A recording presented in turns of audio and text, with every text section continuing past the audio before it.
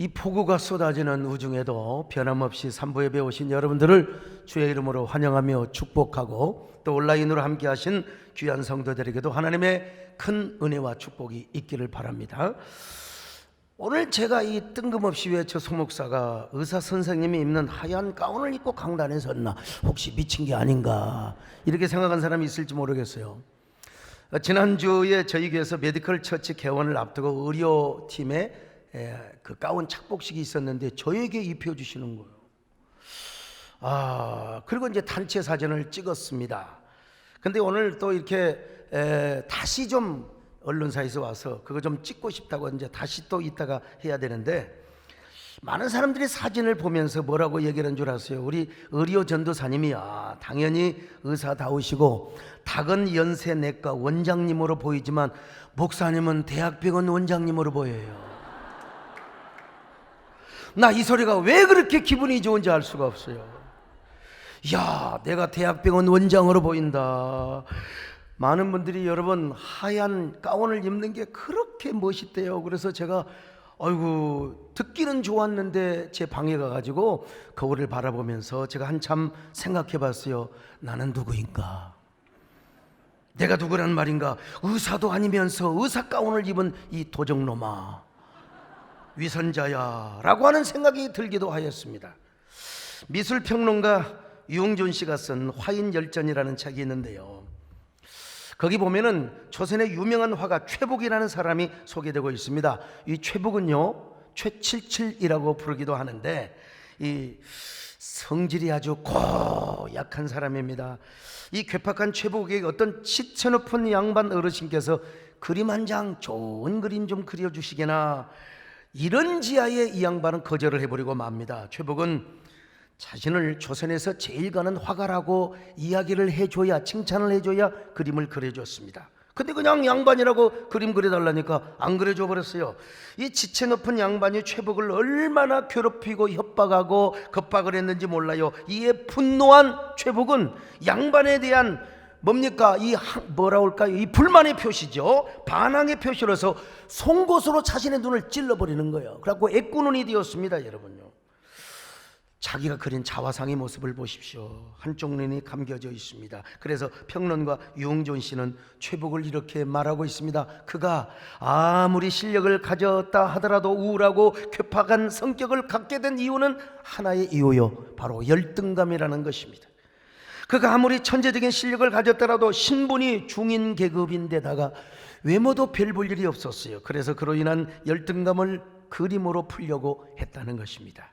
그리고 화가 나면 막 그냥 자신의 눈을, 여기 지금 졸리는 사람은 그 송곳으로 쑤신다 생각해보세요. 어떻게 졸리겠습니까, 여러분? 그러면 그는 왜 이렇게 열등감에 빠졌을까요? 자신이 누구인지를 몰랐어요. 자신이 누구인지를 몰랐기 때문에 스스로 애꾸눈이 되었던 것입니다. 여러분, 사람은 살아가면서 질문을 많이 합니다. 그 질문을 어머니한테 가장 많이 할까요? 아니면 형제지간 친구에게 많이 할까요? 아니면 자신에게 가르쳐주는 선생님에게 질문을 많이 할까요? 아닙니다, 여러분. 질문을 제일 많이 하고 답하는 사람은 누구냐? 자기 자신이에요. 바로 우리는 나 자신에게 가장 많이 질문을 하고 답하고 나 자신과 대화를 하는 것입니다. 그런데 자기 자신의 자아가 찌그러져 있으면 맨날 찌그러진 자아와 대화를 하기 때문에 항상 자신의 인생이 삐딱한 삶을 살아가요. 삐딱하지 않으면 내가 내 삶을 살아가는 것이 아니라 남의 삶을 살아가게 되는 것입니다. 오늘 본문에 나오는 야곱이도 그랬습니다. 야곱이는 형 에서가 받을 복을 가로채기 위하여 변장을 하고 아버지에게 그냥 숨기며 갔습니다. 이삭이 야곱에게 물어봐요. 내 아들아, 너는 누구냐? Who are you, my son? 물어봐요. 자, 창세기 27장 18절을 보실까요? 시작. 야곱이 아버지에게 나아가서 내 아버지하고 부르니 이르되 내가 여기 있노라. 내 아들아, 내가 누구냐? 여러분, 어쩌면 이 질문은 인문학적인, 인간의 궁극적인 질문일 수도 있습니다. 오늘부터 이제 인문학, 크리스찬의 인문학 설교 시리즈 제1탄입니다. 이건 하나님이 우리에게 던지는 질문일 수도 있습니다. 내가 누구냐? 혹은 나는 누구인가? Who are you? Who am I? 그래서 저도 의사 선생님들이 입은 전용복을 제가 입고 방에 와가지고 거울을 바라보면서 저와 한번 대화를 해봤습니다. 잠은 자다 버렸어요. 소강석, 너는 누구냐? 야, 너 목사잖아. 근데 왜 네가 의사 가운을 입었어? 의료팀에서 막 입혀주니까 내가 한번 입어본 거지. 응? 그리고 사람들이 굉장히 어울린데 좀처럼 칭찬을 하나는 우리 마누라도 되게 어울린다고 하더라. 응? 대학병원 원장 같대. 그러면 하얀 자켓이 어울린다고 그냥 입는 거냐? 너는 목사야. 목사가 목사 가운을 입고 목사가 목사다워야지. 의사도 아니면서 의사인 척하는 거 너의 정체성이 헷갈리잖아. 아니야. 나는 육신의 병을 치료하는 의사는 아니지만 영혼을 치료하는 영혼 치료사야. 그러니까 나는 입을 수 있는 거지. 이래봬도 내 설교와 기도를 통해서 얼마나 많은 사람들의 마음이 치유를 받고 고침을 받는데, 그러니까 나는 이 옷을 입을 자격이 있는 거야. 맞아. 그 말 들으니까 정말 그렇네. 그렇다면 이번 주일에 한번 이 옷 입고 한번 설교해봐라. 좀 쪽팔릴 것 같은데? 아니야, 괜찮아. 입어봐. 이번 주 설교가 딱 주제에 맞다. 그래, 그럼 내가 한번 이 옷을 입어보리라.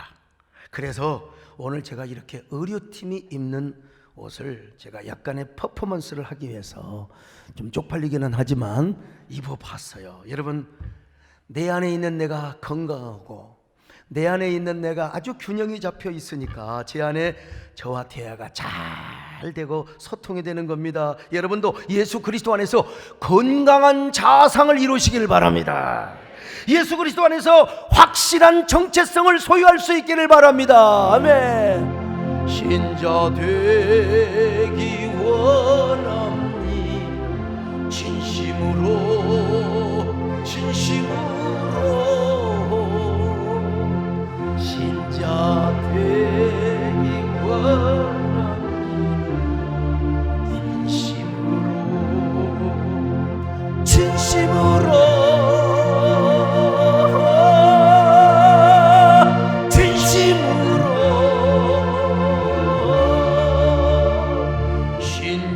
되기 원합니 진심. 언제 또 갑자기 이렇게 옷을 바꿔 입고 참. 그런데 제 안에, 우리 안에, 여러분 안에 너무 다중적 자아가 있고요. 그것도 삐딱한 자아들이 다중적으로 존재하면 우리 스스로 가시나무 새가 됩니다. 그래서 내 삶이 아닌 타인의 삶을 살아가게 되고 불행한 삶을 살아가요.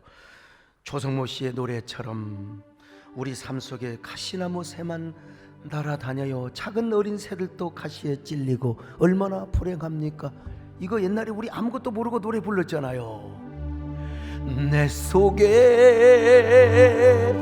내가 너무도 많아 당신의 쉴 것 없네. 내 속에 헛된 바램들로 당신의 변할 곳 없네. 아무리 내가 나의 정체성을 가지고 나도 행복하게 살고 당신도 행복하게 해드리고 싶지만은 어쩔 수 없이 가시나무 새로 살아간단 말입니다. 내 안에 다중적 인격이 존재하면 말이죠. 내 속에 내가 어쩔 수 없는 어둠 당신의 쉴 자리를 뺏고 남도 불행하게 해요. 내 속에 내가 이길 수 없는 슬픔 무성한 가시나무 숲 같네. 자, 오늘 제가 존경하고 사랑하는 우리 박지원 신임 국정원장님께서 교회를 오셨습니다. 제가 왜 저를 존경하고 사랑하느냐, 주군을 위해서 이번에도 막 청문회 할 때 버럭 화를 내실 때는 DJ 대통령이 거론이 되니까 DJ 대통령을 위해서 온갖 충성과 온갖 성심을 다해서 모셨고 그분을 위해서 수감생활까지 하셨고 자신의 정체성이 확고하니까 청문회도 잘하는 것을 제가 봤습니다. 그래서 제가 끝나고 전화를 올렸어요. 그 위트와 지혜 저도 좀 달라고 저에게 좀 어떻게 안수를 해주시겠습니까? 여러분, 오늘 오시자마자 무슨 얘기를 하느냐, 신임 원장님이 되셔서 취임을 하시면 제일 먼저 우리 교회를 오신다고 하셨는데, 오늘 오시자마자 내 약속 지켰지요. 약속을 지킬 뿐만 아니라 우리 나라 남북 문제, 우리 대한민국의 평화를 위해서 열심히 일하시도록 여러분 축하와 격려 박수 한번 해드리시겠습니다. 할렐루야. 그런데 오늘 야곱이는요, 아버지가 내가 누구냐고 물어볼 때 사실은 내가 야곱입니다 아버지 그렇게 말했어야 맞아요. 그러나 그가 뭐라고 대답을 했습니까? 형처럼 변장을 하고 자신이 에서라고 대답을 했던 거예요. 자, 창세기 27장 19절 같이 보실까요? 시작. 야곱이 아버지에게 대답하되 나는 아버지의 맏아들 에서로소이다. 나는 아버지의 첫째 아들 에서입니다. 이거 참, 물론 이로 인해 야곱이는요 아버지의 축복 기도를 받고 어마어마한 복을 받았습니다. 거부가 되었습니다. 그러나 그의 내면에 많은 기간 동안에 양심의 가책과 그리고 이 인격의 분열 현상이 있었을 거예요. 물론 그가 복 받기 위해서 어쩔 수 없었지만요, 그럼에도 불구하고 그는 아버지 앞에서 엄청나게 두려웠을 겁니다. 그래서 기도받으면서도 막 이런 생각을 했을 거예요. 야, 내가 축복은 고사하고 저주를 받지는 않을 것인가? 그러나 마음속으로 또 이런 양심을 막 꼭꼭 눌렀을 것입니다. 아니야, 내가 복을 받아야 어쩔 수 없어. 이건 내가 혼자 한 것도 아니야. 우리 엄마가 나한테 해준 거야. 엄마하고 나오고 통역을 한 거야. 공모를 한 거야. 그러니까 꾹 참고 일단 내가 복을 받고 보자. 이런 야곱에게 어느 날 하나님이 찾아오셨어요. 그리고 물어보셨어요. 야, 네 이름이 뭐야? What's your name? 물어본 거예요. 그러자 영어를 알아본 분들은 웃으시네. 이런 영어도 다 알아들으시고 여러분. 그러자 야곱이가 대답을 해요. 예, 저는 야곱입니다. 하나님이 말씀하시잖아요. 야, 너는 야곱이 아니야. 너는 에서도 아니야. 이제부터 너는 이스라엘이라 하리라. 이스라엘이라 하리라. 자, 창세기 32장 27절로 28절을 같이 봅니다. 시작. 그 사람이 그에게 이르되 내 이름이 무엇이냐? 그가 이르되 야곱이니이다. 그가 이르되 내 이름을 다시는 야곱이라 부를 것이 아니요 이스라엘이라 부를 것이니. 여러분, 지금까지 어쩌면 야곱이는 에서의 한 단면으로 살아왔을지도 모릅니다. 야곱으로 태어났지만 에서인 척 에서의 복을 받고 살아왔습니다. 왜? 동생으로 태어났지만 장자의 축복을 받았거든요. 그런데 하나님께서 야, 너는 지금 야곱도 아니야. 너는 이제 에서도 아니야. 너는 이스라엘로 살아가야 돼. 야, 너는 이스라엘의 축복의 초상이 되어야 한단 말이야. 이때부터 야곱은 진정으로 자신이 누구인가를 알았어요. 정체성을 확실하게. 너는 누구냐? 나는 누구인가? 내가 누구란 말인가? 오늘 우리도 끊임없이 이런 질문을 받을 수 있고, 내가 나를 향하여 끊임없이 질문을 할 수 있습니다. 하나님께서 나를 향하여 너는 누구냐? 너는 어떻게 살아가느냐? 다른 사람이 나에게 당신은 누구야? 이렇게 물어볼 수 있어요. 오늘 우리 질문 앞에 우리는 어떻게 살아가야 할 것인가? 첫째로 그리스도인의 정체성을 확실하게 하고 살아가야 됩니다. 그리스도인의 정체성. 오늘날 현대인은 자신의 존재를 향한 깊은 질문을 던지고 살지 않습니다. 나는 누군가? 나는 어떤 사람인가? 그런 거 안 물어봐요. 나는 어떻게 성공할 것인가? 난 누구보다 먼저 승진할 것인가? 나는 어떻게 삶을 엔조이하며 해피하게 살아갈 것인가? 이런 질문만 하고 살아갑니다. 그러니까 사람들은 진정으로 자신의 삶을 살지 못하고 삐딱한 삶을 살고 삐뚤어진 삶을 삽니다. 아니면 타인의 삶을 살아가죠. 이 이상심리학의 해리장애라는 병이 있습니다. 해리장애는 한 사람 안에 여러 인격이 다중적으로 존재해요. 내 안에 여러 다중 인격이 존재하거나, 그러니까 여러분 정체성이 상실될 수밖에요. 자신의 내면 안에서 인격이 서로 분열하고 충돌하기도 하고 안정감을 그냥 불안장애 속에 살아가는 거예요. 이게 뭐예요? 바로 정신병이죠, 이것도. 그래서 이런 사람은 내가 누구인 줄을 모르고 살아갑니다. 해리장애인이 않더라도 현대인들은 많은 부분에서 이러한 장애를 겪고 살아갑니다. 나는 누구인가?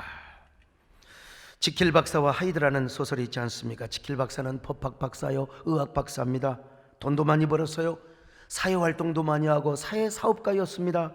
그런데 존경받는 이 사람이 말이죠, 남몰래 괴팍한 쾌락을 즐기는 이중생활이 계속됩니다. 이 소설 역시 바로 한 인격의 안에 다중인격이 존재하는 것을 이야기하는 소설이죠. 그래서 요즘 우리 사회에도 이런 말이 많이 있잖아요. 내로남불, 많이 들어봤죠? 내로남불. 그러므로 여러분, 오늘 우리 자신이 누구인가를 알아야 돼. 그리고 내가 나답게 살아야 됩니다. 나답게 살아야 돼. 여러분이 회사에서는요, 사장이지만 집에 들어갈 때 사장으로 들어가면 그 집구석 곤란합니다. 대학의 교수라고요. 대학에서 교수지 집에 가면 엄마 아빠예요. 교수로 들어가면 그 집구석 난리 납니다. 여러분, 제가 젊은 날 저희 집사람하고 엄청 싸웠어요. 성격 차이기도 하지만 제가 생각해 보니까 내가 담임 목사로 항상 집에 들어갔어요. 그래갖고 우리 마누라한테 맨날 설교하는 거야. 그냥 당신은 이러고 저러고. 우리 집사람은 그런 얘기 듣기 싫어서 귀를 막 그냥 꽉 막아요. 그러면 이 막은 귀를 내가 막 쥐어뜯어갖고 귀에다가 그래야 돼 그래야 돼 그냥 그래가지고 막 개판 싸웠어요. 그냥 여러분, 담임 목사로 들어가면 안 됩니다. 남편으로 들어가고 이 아빠로 들어가야죠. 우리가 옛날 추억에만 사로잡혀서도 안 됩니다. 우리 오늘 난 이동섭 장로님 기도인지도 몰랐어요. 진짜 보니까 기도네요. 국회의원이 끝났는데 국회의원인 것처럼 행세하면 참 복잡합니다. 곤란합니다. 참, 장관이 끝나고 대통령이 끝났는데 여전히 장관 노릇하고 대통령 노릇하면 이거 여러분 진짜 인생이 괴로워요. 추억이 나의 모든 내면을 지배해버리는 순간 내 자아는 병이 들어요. 우리 유성근 장로님 대통령 수행부장을 하셨는데 진심인지는 모르지만 우리 담임 목사님을 수행하고 보시는 게 최고의 행복이라고 하는데 몰라요. 그래도 옛날 대통령 얘기 나오면 막 입에 퍽커물 묻고 내가 이러고 저러고 이게 추억이 나의 인생을 지배하는 겁니다. 사실은. 근데 우리 박진우 원장님, 많은 분들이 전문가들이 목포에서 떨어진다고 나는 될 것이다. 그리고 열심히 기도하고 돕고 또 후원했어요. 근데 떨어지셨어요. 떨어졌을 때 제가 제일 먼저 찾아가서 위로해드리고, 대표님의 지금까지의 정치적 노하우와 그 경험된 축적의 실력은 제가 보기에는 하나님께서 그냥 두지는 않을 겁니다. 반드시 대한민국을 위하여 한 번, 두 번 이상 반드시 쓰임받을 겁니다. 우리 이은석 장로님이 증인이시잖아요. 근데 어떻게 하나님께서 주의 종의 말을 이렇게 딱 이루어 주시더라고요. 야, 내가 이게 점쟁이를 해야 되나? 참 그럴 수도 없고. 여러분, 우리 교회도 마찬가지입니다. 여러분이 교회에 예배드리러 올 때 예배드리는 성도로 들어와야지, 교회 올 때 사장님으로 오시면 곤란합니다. 막 대학 교수님들이 와가지고 말이야 이래라 저래라 하면 곤란합니다. 여러분이 교회당 올 때 여러분 예배드리는 성도로 오셔야 됩니다. 오늘 우리 원장님 오셨을 때 내가 45도 각도로 인사를 하는데 우리 원장님은 90도로 인사를 하시는 것 같아요. 성도로. 오늘 우리는 다 하나님의 백성이요 주의 권속이며 예배를 드리는 만인 제사장입니다. 자, 베드로전서 2장 9절을 한번 보실까요? 시작. 그러나 너희는 택하신 족속이요 왕같은 제사장들이요 거룩한 나라요 그의 소유가 된 백성이니 이는 너희를 어두운 데서 불러내어 그의 기이한 빛에 들어가게 하신 이의 아름다운 덕을 선포하게 하려 하심이라. 여러분, 우리를 택하신 족속이라고 말합니다. 왕같은 제사장이요 거룩한 나라요 그리고 그의 소유라고 하지 않습니까? 한마디로 뭐냐? 하나님의 왕적 자녀의 권세를 가진 에베이의 제사장이라는 겁니다. 에베이의 제사장, 그러니까 우리는 왕적 권세를 가진 성도로서 교회에 올 때 예배자로 오셔야 된다. 그런데 뭐요? 왕적인 자녀의 권세를 가지고 오셔야 된다 이 말입니다. 왕적 자녀의 권세가 무슨 말이냐? 예배를 드리는 사람인데 왕적 자녀의 권세를 가진 제사장이라는 거예요. 그런데 여러분, 아직까지도 예배 드릴 줄을 모르고 교회 나올 줄을 모르고 지금도 무서워서 벌벌벌 집에서 떨고 있는 사람 왕적 자녀 맞아요? 코로나가 한창 기승일 때야 당연히 우리가 이웃의 생명을 존중히 여기고 또 고위험군 환자들은 당연히 집에서 온라인 예배를 드려야 돼요. 집단 감염을 막기 위해서요, 우리 교회가 국민보건의 앞장을 서야지요. 그러나 지금은 생활 방역의 시대입니다. 그런데도 여전히 교회 나오기를 꺼려하고 있으면 그 사람 왕적 자녀 맞아요? 왕적인 제사장이 맞느냐 이 말입니다. 1, 2, 3, 4부가 사람이 많으니까 조금 그러면은 오부 예배 오세요. 오부 예배는 헐렁합니다. 오부 예배. 그런데 교회는 안 나오시면서 주일날 백화점에 가시고 골프장에, 오늘은 골프장도 다 틀려버려서 비워가지고, 이런 사람, 야외 나들이 가는 사람 하나님 맞아요? 하나님 자녀 맞습니까? 오늘 우리 시장님도 오시기로 하셨는데 갑자기 이제 채용구에 막 산사태가 나버렸어요. 야, 참 우리는 어떻게, 우리 하나님께서 교회도 언덕 위에 지켜 하셔가지고 말이죠, 잠길 일도 없고, 그런 분들을 위해서 우리가 기도해 줘야 됩니다만은요, 왕같은 제사장은 어떤 사람이요? 예배하는 사람입니다. 거룩한 족속도 예배를 생명처럼 여기는 사람입니다. 하나님의 소유된 백성 역시 예배를 생명처럼 여기는 사람입니다. 여러분, 그러므로 하나님 앞에서 여러분의 정체성을 먼저 회복하시기를 바랍니다. 여러분의 정체성을 확고하게 하시기를 바랍니다. 예배에 목숨을 거시기를 바랍니다. 예배하는 감격을 회복하시기를 바랍니다. 왕적 제사장으로 살아가는 울먹거림이 우리 가슴 속에 넘칠 수 있기를 바랍니다. 아멘. 내가 주님 앞에 무엇이니까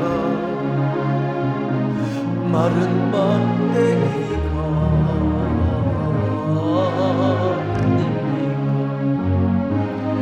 내가 당신 앞에 쓸모없었던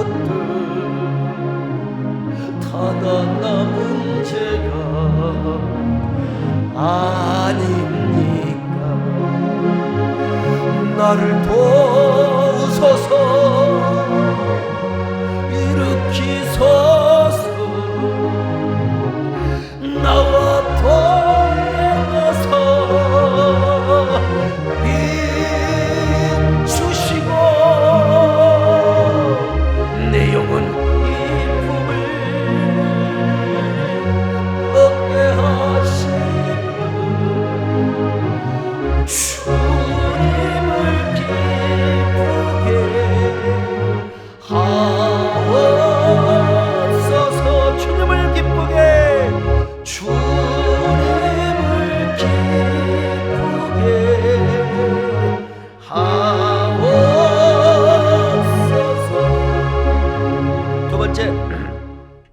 자신의 존재 본질과 가치를 가지고 살아야지요.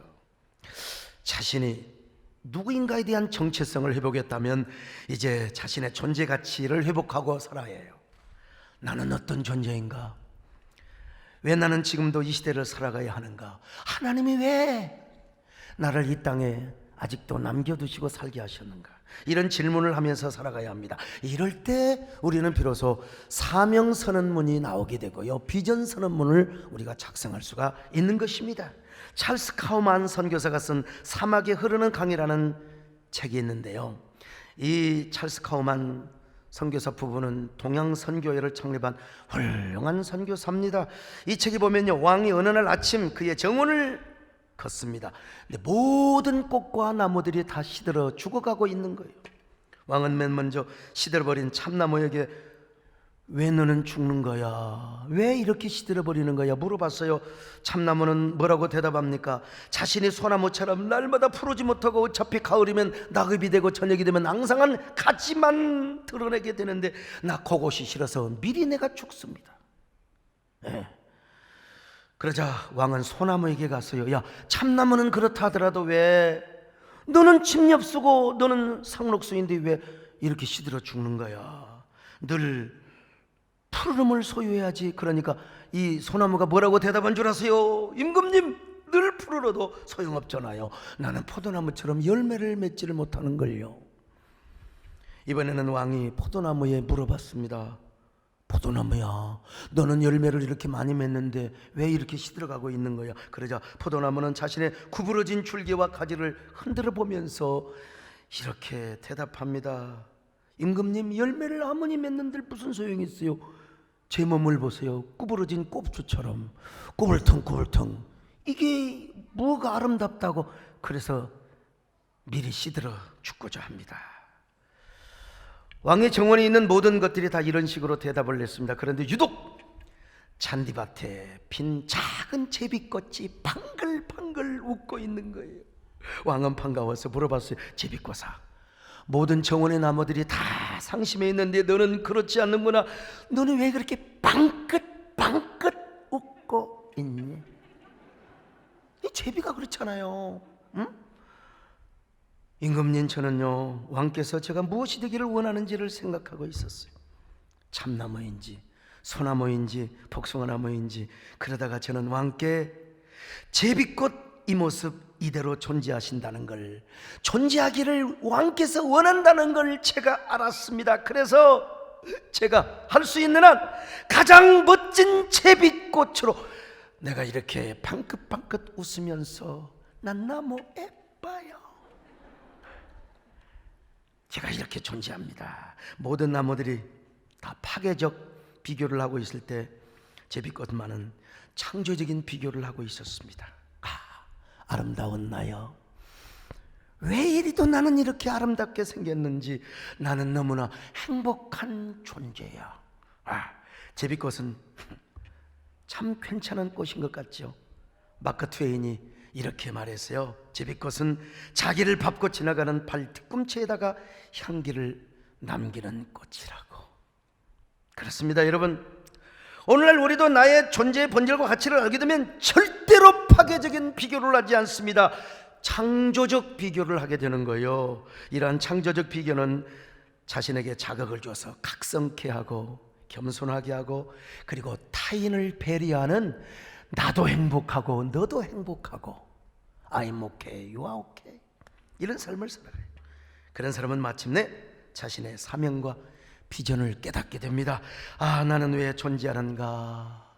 나는 오늘 또 무슨 일을 해야 되는가? 나는 하나님께 어떤 사명자로 쓰임받을 수 있는가? 나는 어떤 일을 하고 어떤 일에 쓰임을 받음으로써 하나님을 기쁘시게 하며, 그리고 남을 행복하게 살아갈 수 있단 말인가? 나는 어떻게 하나님께 영광을 돌릴 수 있단 말인가? 오늘 야고비가 그랬습니다. 그는 아무리 돈을 많이 벌고 큰 부자가 되었음에도 불구하고 마음에 해결받지 못하는 것이 있었어요. 자신의 예서라고 속여서 가로챈 축복. 자신의 예서처럼 살아왔지만 예서가 아니거든요. 지금 예서는 브엘세바에서 멀쩡하게 눈 시퍼렇게 뜨고 살아가고 있단 말이요. 그러므로 자신은 예서와 화해를 해야 돼요. 그래서 야곱은 예서에게 수많은 돈과 물질을 보내가지고 화해를 요구하였습니다. 그러나 예서는 자기를 죽이려고 400명 군사를 거느리고 와서 이 야곱이 사기꾼, 이 새끼 내가 죽여버려. 그러니까 얼마나 야곱이가 불안에 떨겠습니까? 그 불안 때문에 참을 이룰 수 없었습니다. 어쩌면 이 순간만큼은 가슴이 떨리고 숨쉬기도 힘든 공황장애 같은, 여러분 막 심장이 멎어버릴 것 같았어요. 그래서 부인과 자식들을 다 야복강 건너 보내고 혼자만 남아서 하나님께 씨름을 합니다. 결판 내는 기도를 하는 거예요. 아마 그는 이렇게 기도를 했을 거예요. 우리 하나님, 베델의 하나님 맞지 않습니까? 나에게 복을 주시고 이 일을 다 이루기까지는 절대로 하나님이 나와 함께 하시며 떠나지 않는다고 하셨지 않습니까? 그 하나님은 도대체 어디 계세요? 베델의 하나님은 어디 계신단 말입니까? 그 하나님을 믿는다고 하면서도 이렇게 두려워하고 벌벌 떨고 있는 나 자신은 도대체 누구란 말입니까? 야곱이 그렇게 기도하였을 때 하나님의 사자가 와서 야곱의 환도뼈를 갖다가 그냥 쳐버린 거예요. 그러면서 하나님께서 물어보십니다. 야, 네 이름이 뭔데? What is your name? 이 중학교식 발음이죠. 못 알아듣는 사람을 위해서 제가 서비스하는 겁니다. 너 이름이 뭔데? 너는 이제부터 야곱이 아니다, 이스라엘이라고 하라. 너는 이제부터 이스라엘 백성들의 조상이 될 것이고 너는 모든 택한 백성들의 축복의 아버지가 될 거야. 야곱 총회 기업의 회장이 될 거야. 그랬을 때 마침내 야곱이가 이스라엘로 새롭게 태어났습니다. 오늘 예배 오신 여러분들에게 이런 새로운 탄생이 축복이 이루어지시기를 바랍니다. 야곱이 변하여 이스라엘이 되시기를 바랍니다. 야곱이가 얼마나 감격이 했겠습니까? 얼마나 떳떳하고 얼마나 평안했겠습니까? 이제는 에서도 두렵지 않아요. 하나님하고 싸워 이겼는데 무슨 에서가 두려워요. 두렵지 않았어요. 그리고 자신이 어떤 사람인가를 알았습니다. 나는 무엇을 해야 되는가? 어떻게 살아가야 되는가? 자신의 정체성을 알고 자신의 본질의 가치를 알았어요. 그때부터 야곱은 모든 이스라엘 백성들의 축복의 조상이 되고 12지파의 조상이 되었을 뿐만 아니라 야곱 총의 기업의 대표가 되었던 거예요. 그래서 비록 그는 환도뼈가 부러져서 천하의 이동섭 장로님이 태권도가 구단이라 하더라도 환도뼈가 부러지면 뭐 아무것도 못합니다. 유성근 장로님 별거 환도뼈 부러지면 쩔뚝거립니다. 여러분 쩔뚝거리 어쩔 수가 없어요. 그러나 야곱이는 여러분 감격에 감격을 하였습니다. 그래서 아마도 야곱은 찬란한 희망과 눈부신 축복의 통역의 쌀을 받으며 여러분 찬송을 부르며 갔을 겁니다. 나 같은 죄인을 살리신 우리 하나님, 저에게 왜 이런 은혜를 주신단 말입니까? 난 이제 오직 주님만 의지하고 살아가겠습니다. 축복의 조상답게 살아가겠습니다. 두 눈에 뜨거운 눈물을 흘리면서 아마 노래를 부르며 노래를 불렀을 거요. 이제부터 나는 주님만 의지하며 살아가겠습니다. 이제 내가 주님만을 의지하리라. 진정 놓지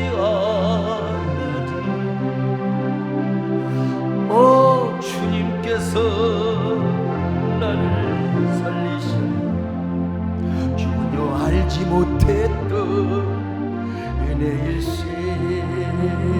오 주님께서 나를 살리신 야복강 나루에서 구원하셨네. 오 주님께서 나를 살리신 전혀 알지 못했던 은혜일세. 이제 내가 주님만을 의지하리라. 진정 놓지 않으리. 오 주님께서 나를 전혀 알지 못했던 은혜일세. 여러분, 우리가 내 존재의 본질이 무엇이며 존재의 가치가 어디 있는가를 알아야 합니다. 그래야 여러분의 인생은 새로워지고 우리가 드디어 새로운 꿈을 꿀 수 있는 겁니다. 새로운 사명을 발견할 수 있는 것입니다. 나는 왜 살아야 하는가? 무엇을 위해 살아가야 하는가? 나에게는 어떤 사명이 있는가? 이 시대에. 그래서 비전이 우리의 생명이고 사명이 우리의 생명이 되는 겁니다. 사도 바울은 뭐라고 고백했습니까? 사명을 생명보다 목숨보다 더 귀한 것으로 여겼어요. 이 땅에 수많은 교회가 있고 수많은 목회자가 있습니다. 저는 무엇보다 한국교회 예배를 회복하고 공적교회를 세우는 마인드와 사명을 갖고 있습니다. 부족하지만 저는 지금까지도 이 일을 위해서 살아왔고 앞으로도 저는 그렇게 살아갈 것입니다. 제가 9월달에 있을 총회 준비를 하기 위해서 지역 간담회를 하는데 어떤 분이 총회에 대한 이야기를만 물어봐야 되는데 포괄적 차별금지법에 대해서 서 목사님은 어떻게 사역을 하고 어떻게 대처를 하시겠느냐고 내가 이런 얘기를 했습니다. 저도 모르게 이런 얘기가 나왔어요. 나는 이 포괄적 차별금지법을 반드시 온몸으로 막아낼 것입니다. 저 혼자 하겠습니까마는 여러 동역자들과 함께, 그리고 한국교회를 하나로 연합시키고 생태계를 보호하며 난 분명히 공적교회를 세울 것입니다. 저는 이 일을 위해서 제가 총회장이 되는 것이지 난 다른 것 때문에 그렇지 않습니다. 만약에 제가 총회장으로 총회를 섬기는 동안, 한국교회를 섬기는 동안 만약에 포괄적 차별금지법이 통과되면 나는 총회장 사표 낼 수 있습니다. 아니, 사표 내겠습니다. 이거야말로 저의 존재 가치와 사명의 가치를 역설하는 것이죠. 그랬더니 어떤 분이 또 저한테 이렇게 막 씹어요. 아니 서 목사님 말이야, 너무 총회를 무시하는 거 아니냐고. 어떻게 함부로 총회를 말이야, 총회장을 사표내고 말 그럴 수 있느냐고. 그 말씀도 일리는 있습니다. 예, 맞습니다. 맞기는. 그러나 여러분, 누가 사표를 내고 싶어서 내겠습니까? 그만큼 제가 비장한 각오를 가지고 한국교회를 세우겠다는 것입니다. 그만큼 저는 저의 본질의 가치와 그리고 사명을 알고 있다는 것이죠. 하나님이 주신 사명을 위해 살고 사명을 위해 죽는다. 우리 원장님 국회의원 시절에 헌법재판소 대법관 전부 청문회 할 때요, 전부 동성애에 대해서 어떻게 생각하느냐고. 이거는 진짜 우리 한국교회가 알아줘야 할 일입니다. 우리 이동섭 장로님도 말이요, 인권위원장 앞에서 설전을 해가지고 제가 볼 때 판정승을 하셨어요. 근데 왜 국회의원에 떨어지냔 말이요. 참. 근데 우리 하여간 박진호 원장님처럼 잘 중심을 잡고 계세요. 또 하나님이 어찌 아십니까? 하여간 저도 칙을 걸 정도로 제가 그렇게 했습니다. 하나님의 주신 사명을 위해 살고 사명을 위해 죽는다는 겁니다. 여러분 오해하지 마세요. 방송을 통해서 설교 듣는 분들, 나는 여러분 막무가내고 반대하지 않습니다. 우리나라에는 표현의 자유가 있고 종교의 자유가 있고요, 역차별 당하지 말자는 거지. 나는 절대로 동성애자들을 사랑하고 그분들도 여러분 자유롭게 살아갈 권리가 있어요. 그럼에도 불구하고 우리 자녀들, 우리 동성애하지 말자고 우리 자녀들 교회 안에서 가르칠 수 있잖아요. 왜 그걸 막느냐 이거예요. 왜 그런 사람을 잡아다가 조사를 하려고 하고 무소불위의 법을 실현하려고 하느냐 이 말이요. 오늘 여러분은 어떤 사람입니까? 과연 여러분은 여러분의 정체성을 확실하게 세운 사람입니까? 여러분의 존재 가치가 어디 있는가를 알고 있습니까? 여러분의 삶의 목적이 하나님께 있습니까? 여러분 자신에게 있습니까? 오늘 사도 바울은 뭐라고 말해요? 살아도 주를 위해 살고 죽어도 주를 위해 죽는다고 고백하고 있습니다. 로마서 14장 8절입니다. 시작. 우리가 살아도 주를 위하여 살고 죽어도 주를 위하여 죽나니 그러므로 사나 죽으나 우리가 주의 것이로다. 멋있는 사람입니다, 바울. 오늘 바울의 고백이 여러분의 고백이 될 수 있기를 축원합니다. 한 번 사는 인생이요, 두 번 다시 오잖아요. 연습이 없습니다. 리허설이 없습니다. 엑서사이즈가 없습니다, 여러분. 그래서 바울은 살아도 주를 위해 살고 죽어도 주를 위해 죽는다고 했습니다. 살고 죽는 모든 가치와 목적이 여러분도 주님께 있기를 바랍니다. 삶의 목적과 가치가 주님이 주신 사명에 있기를 바랍니다. 그런 저와 여러분 되시기를 주의 이름으로 축원합니다. 이제 내가 주 위에 살고 이제 내가 주 위에 죽네. 하늘 영광 보이려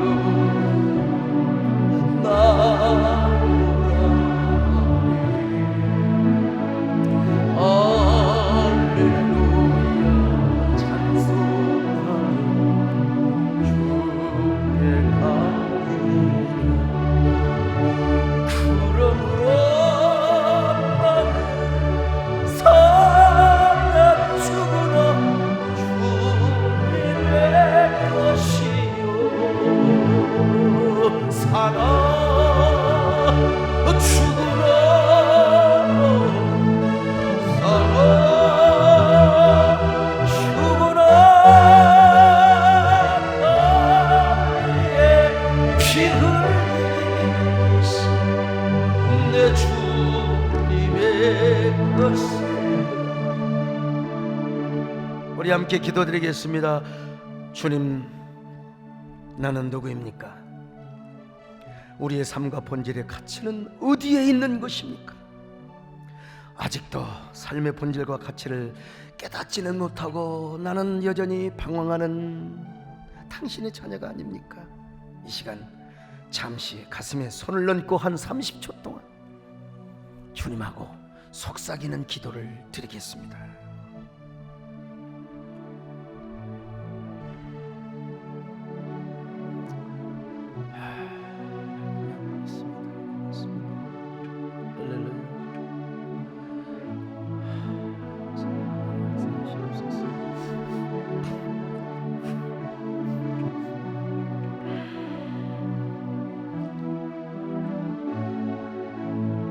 그러므로 만일 사나 죽으나 주님의 것이요 사나 죽으나 사나 죽으나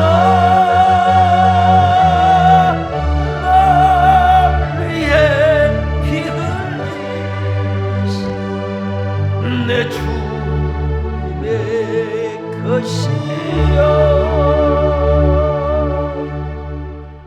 하나님, 이제야 우리가 누구인가를 알게 되었습니다. 이 시간 주님께서 우리의 손을 붙잡아 주시기를 바랍니다. 주님 안에서 우리의 정체성이 확고하게 다져지게 하여 주옵소서. 사명이 우리의 생명이 되게 하여 주옵소서. 삶의 목적지와 가치가 되게 하여 주옵소서. 본질의 가치를 붙잡고 살아가는 저희들 되게 하시기를 바라오며 예수님의 이름으로 기도 올려옵나이다. 아멘.